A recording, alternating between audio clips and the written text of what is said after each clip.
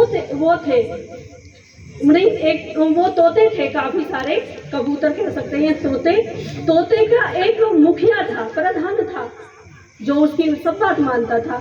उन्होंने रटा दिया उसको, उस तोते ने कि भाई देखो, हम उड़ेंगे, कहीं दाना दिखेगा, हम उड़ते रहेंगे, बहेलिया आएगा, दाना डालेगा, है ना, हम दाना नहीं चुगेंगे और हम जाल में नहीं फंसेंगे।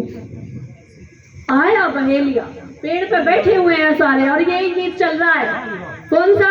बहेलिया आएगा, दाना डालेगा, हम दाना नहीं खाएंगे और हम जाल में नहीं फंसेंगे। यही गीत गा रहे बैठे हुए पेड़ पे। आया बहेलिया, दाना डाला, जाल बिछाया और आकर के नीचे बैठ गए। फिर भी यही गीत चल रहा है, बहेलिया आएगा, दाना डालेगा, जाल बिछाएगा, हम जाल में नहीं फंसेंगे, हम दाना नहीं खाएंगे। ये गाना चल रहा है। देखिए उनका जो रटा दिया था, मतलब रट गया लेकिन बुद्धि से नहीं विचारा। तो अब वो क्या करा, उसने जाल को समेटा, सारे फंस गए और कंधे पर लेकर के जा रहा है बहेलिया बेचने के लिए। तब भी यही गीत गा रहे, बहेलिया आएगा, जाल बिछाएगा, दाना डालेगा, हम दाना नहीं खाएंगे, हम जाल में नहीं फंसेंगे। बिल्कुल वही स्थिति आज हमारी है। मैं यही बताना चाहती थी इस उदाहरण के माध्यम से कि यही स्थिति है हमारी। हम कह तो रहे हम संस्कृति के रक्षक हैं, हम संस्कृति सभ्यता को सीख रहे हैं, कहाँ सीख रहे हैं?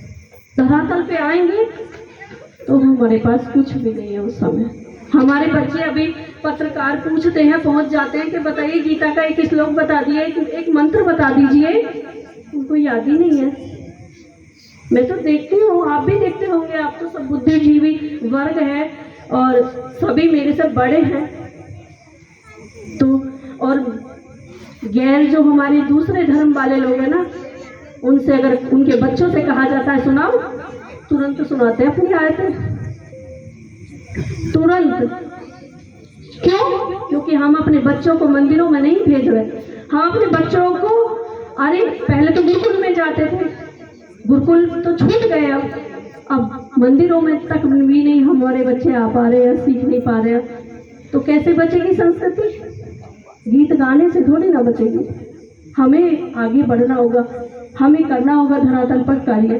तो मैं वो गीत गा रही थी कि वेद पढ़ा जाए और हवन किया जाए, ऐसे परिवार को ही स्वर्ग कहा जाए, जहाँ वेद पढ़ा जाए और हवन किया जाए, ऐसे परिवार को ही स्वर्ग कहा जाए।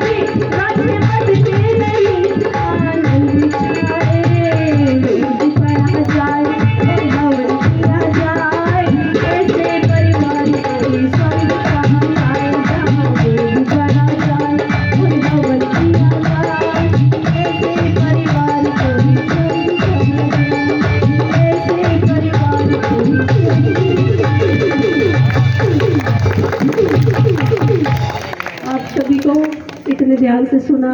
बहुत बहुत धन्यवाद और सभी को नमन, सभी को नमन।